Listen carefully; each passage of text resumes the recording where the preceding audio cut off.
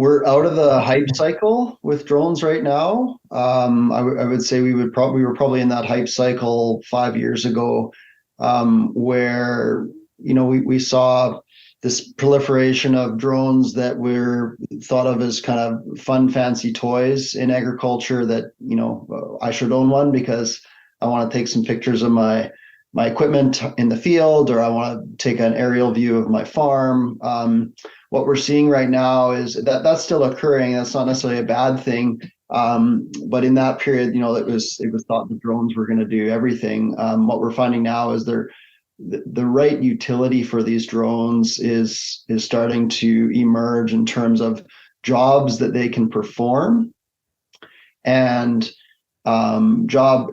people function that they could potentially replace on the farm in terms of thinking of them as a piece of equipment and equivalent to a tractor or a sprayer or something along those lines. So what we're finding now in agriculture is these drones are starting to be kind of workhorses, and the adoption is increased. It's also taken time for these drones to get simple enough for people to operate them without a lot of headache. I'd give credit to some of the major manufacturers for why that occurred and when that occurred. One of the most common manufacturers of drone technologies is a company called DJI. They're a Chinese company that produces really easy to use, affordable drone flying platforms. For a while there, a lot of these drone platforms required professional training and really a passion to want to fly, but DJI created a very simple platform. And when they started getting into payloads such as spreaders, so you can spread fertilizer or seed, or even sprayers now, I think they're on their third iteration of a drone sprayer. It's a DJI T40. That helps us all. Like Precision AI is in the business of intelligent drone applications too, but we need the support of kind of major global players like companies like DJI to help out, and we're past the point where it only has to come from a service provider. So farmers can own these. It can be a Christmas gift for someone on their farm team, right? And that I think that occurred. I'd probably peg that within the last 5 years. The drone, operating a drone, what you're doing is you're operating in airspace, and there's been always lots of process and procedure and rules in place for when you want to operate in airspace. Flying aircrafts isn't anything new. We've been flying aircrafts for hundreds of years. But so what we do with drones is we figure out a way to participate in the airspace with everything else that's participating. That's in the air traffic. So that could be large jets, it could be small planes, it could be hot air balloons, but all of us have to participate in that airspace. So there's different rules to do that, and different certifications. The most common concern would be if you're operating in the airspace nearby an airport or aircraft are taking off or landing.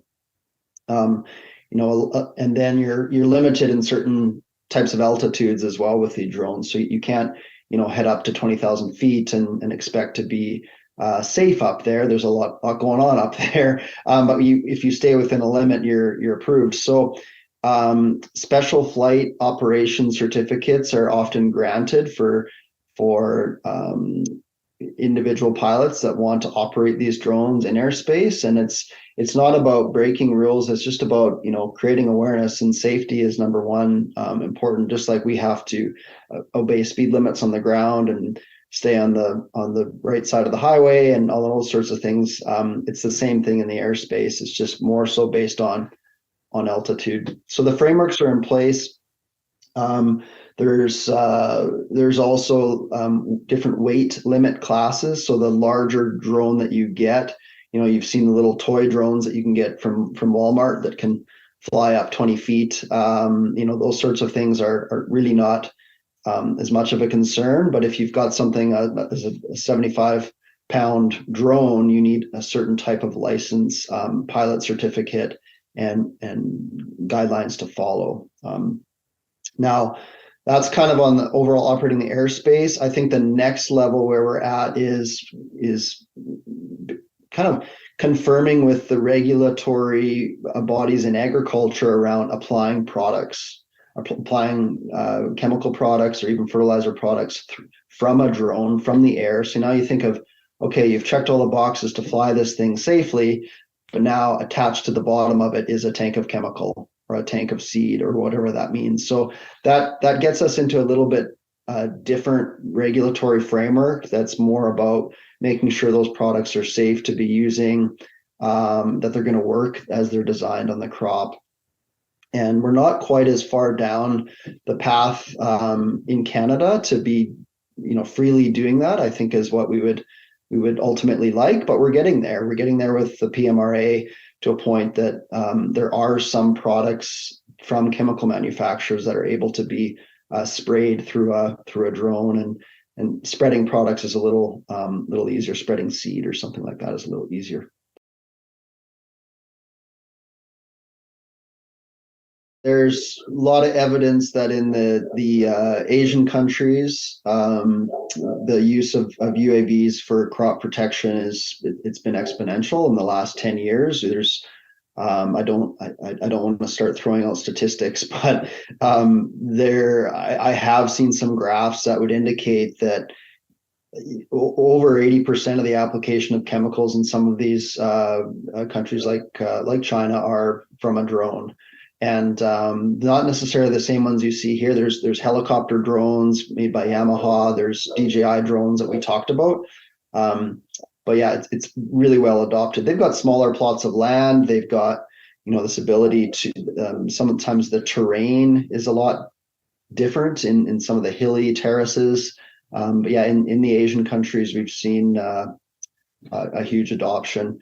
Also seeing it a little bit in different parts of the US. So bringing us a little bit closer to home here. Their drone regulatory framework for spraying from a drones is supported in the US. If it's a chemical that can be used as a aerial applied, it can be used in a drone. And so we do see companies and service providers building up drone fleets for crop protection in the US, both in row crops, so your broadacre row crops like corn and soy and cotton, but also in specialty permanent crops when you get into shrubs and orchards and those sorts of things. Yeah, it's happening. It's not a dream anymore. But I do think that the growth is coming from the efforts in Asia. It helps support what we want to do here. Absolutely. Yes, you can use drone sprayers for a lot of different uses. I'm qualifying that with you're not supposed to be spraying chemical from these drones, but we do see examples and evidence where farms are purchasing spray drones. They're using them to spray fence lines. They're using them to spray patches in their field of certain types of weeds. Think of it right now a little bit. If you've ever owned a quad sprayer or a backpack sprayer or even a truck sprayer, something like that, you get some of these more difficult places to access. Sending up a drone with a small chemical tank and just spraying a fence row is a great example, right? So that is already happening. We also have heard stories and talked to individuals who are using these drones to spray full fields.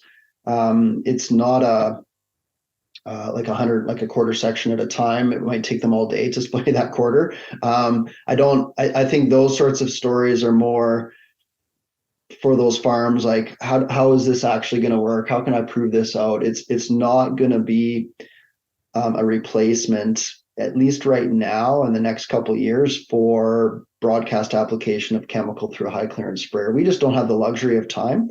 In Western Canada, we have one of the shortest growing seasons in the world to grow a crop in 100 days or less, and we don't have, and the spray windows are narrow too.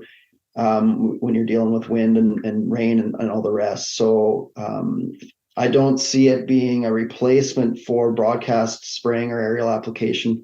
from the ground, but it can definitely supplement. The cost of high clearance spraying is not going down. It's diesel's more expensive, and the machines themselves, and they create wheel tracks, and so there's a really good fit for drone spraying as an additional piece of equipment on the farm. But it's chicken and egg. We're waiting for the regulations to catch up a little bit, and we're also waiting for maybe a little bit more framework and education around here's how the best way to spray from drones would occur on your farm. But I do know if you're traveling through the show circuits, there's companies that are selling and farmers that are purchasing drones for the application of chemical and even seed with a spinner box.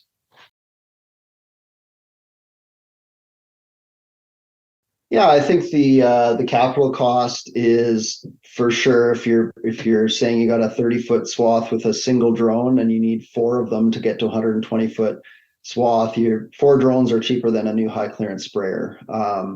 It's that consideration of the cost of the time and the logistics to operate a swarm that we have done, extensive analysis on our end to say it's economically viable to swarm drones for broadcast application, but not but you have to consider the value of your time and the risk associated with that too. But yeah, capital cost outlay is actually quite affordable for these systems, and if one goes down, you still got three left. So I think moving overall this idea on the farm that it's okay to have smaller, more autonomous types of equipment than necessarily always going bigger. I think that's a good outcome from drone adoption too, as it gets you thinking about maybe how you could set up your farm differently to operate with small robots versus large fleets of iron.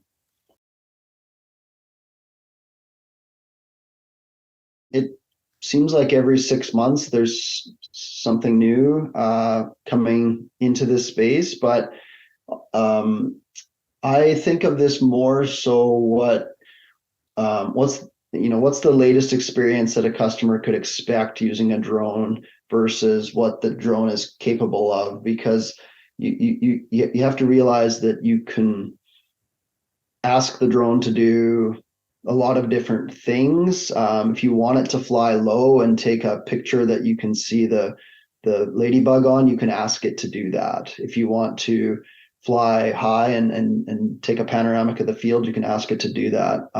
I guess I can what I've seen as an experience with some of the latest drones. I'll tell a little story. I guess I was just out a couple of weeks ago and went and joined a friend who was ice fishing, and he just bought a new drone.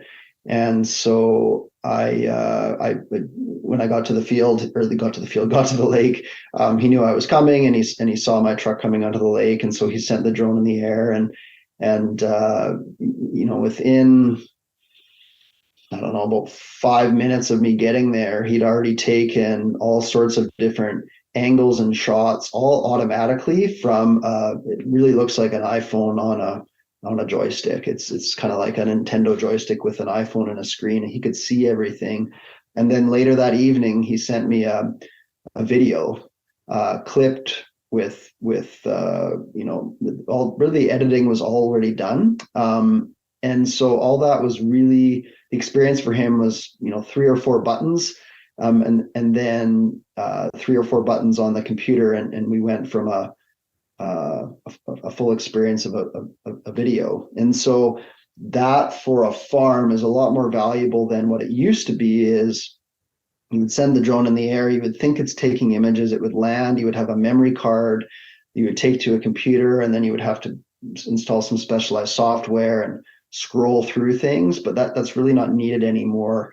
There's different modes and different automatic types of environments that you can put these drones into to record at different heights. And so I don't know. It's a tough question to answer more specifically than that. Other than I don't think the experience is anything that someone at any age or skill level couldn't manage themselves. You can charge these drones from a cigarette lighter if you need to as well, right? So all of that is improving. I guess on the professional side of the systems where you're spraying, um, as an example, that I think that experience has room to grow. You're only in the air for 8 minutes. You're swapping batteries a lot. You've got to have lots of chargers and generators and batteries to get anything done. But I say that, and then 3 months ago, I think DJI released um, a charging station, a mobile charging station and refilling station. It's a hub. So everything happens automatically. The drone takes off and comes and lands and charges and does its thing. So I'd focus less about what the latest and greatest drones are doing, but more so what's the experience that I am expecting to receive when I get one of these things. If it's not great and it's cumbersome and it takes a lot of time, it's not going to happen. It needs to be semi-autonomous at this point.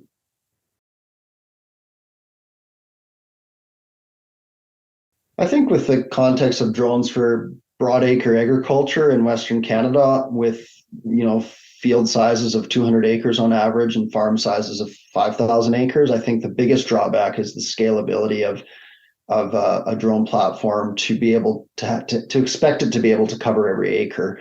Battery life is often 30 minutes or less on any drone, and so battery life is a limitation.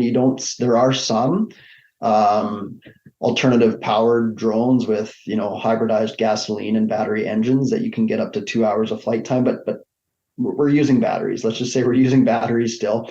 And so that the scalability based on the power system is a limitation. Line of sight is still a requirement. So you need to see the drone to be able to legally fly it and operate it safely. And line of sight is a great thing. Beyond visual line of sight would unlock a new level of opportunity for agricultural drones because of the size of the fields and such that we have and the size of the farm. So if there's systems that get approved or areas of the provinces that get approved for beyond visual line of sight, that will be a breakthrough barrier for us, so that these things can be just simply safely and autonomously collecting data or doing a job on a farm. So scalability, I think, line of sight, those would be the top two limitations right now. I think the third would be they're flying computers, right? And I'm not a computer technician, and so if something goes wrong with it, I can't fix it. If it's a software bug, I definitely can't, but maybe I just have to plug it in and update it. But if it's something that breaks or bends or damages it, you're sending it back. You're sending it somewhere, as opposed to taking it into the shop and welding a part on. And so I think we have to be aware that these things aren't indestructible. Even when we're transporting them, something could break or crack. Or if we have a rougher landing, or we land it in the field where we didn't want to. And there's a lot of scenarios when you're out in the elements that if something was to physically break or go wrong, the repairability is a lot more difficult. And so the repair centers, and you can't take it into your local equipment dealer to fix.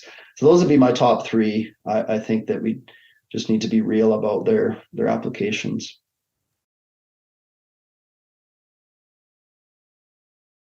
I think we need to be including drones in a mindset that it's a piece of equipment that could be on our farm and not a toy anymore. It's something that has value. It's something that's worth investing in. It's something that's worth asking your people on the farm, does anybody like working with this? If you don't like it, then I think that shouldn't mean that you shouldn't adopt drones on your farm. I think you should ask who you're working with, or maybe it's neighbors, and say, hey, I think I'm missing out on opportunity from incorporating drones into my farm operation. And I need to include them. I need to put a spot on the organizational chart for drone pilot. And then I have to fill that with, somebody or a subcontractor, or I should be asking my agronomist to include drone services or drone scouting. So I I do feel like with farms that haven't included drones as a piece of equipment, I feel like they're missing out on value for what we're doing with them today, right from the, especially on the scouting and imaging side. There's just so much there um, that can be seen and realized. And I think the other thing would be don't underestimate the future potential of autonomous drones that are collecting and deciding, making decisions on your farm without any human involvement. At Precision AI, we're working with systems that have computer vision and onboard processing that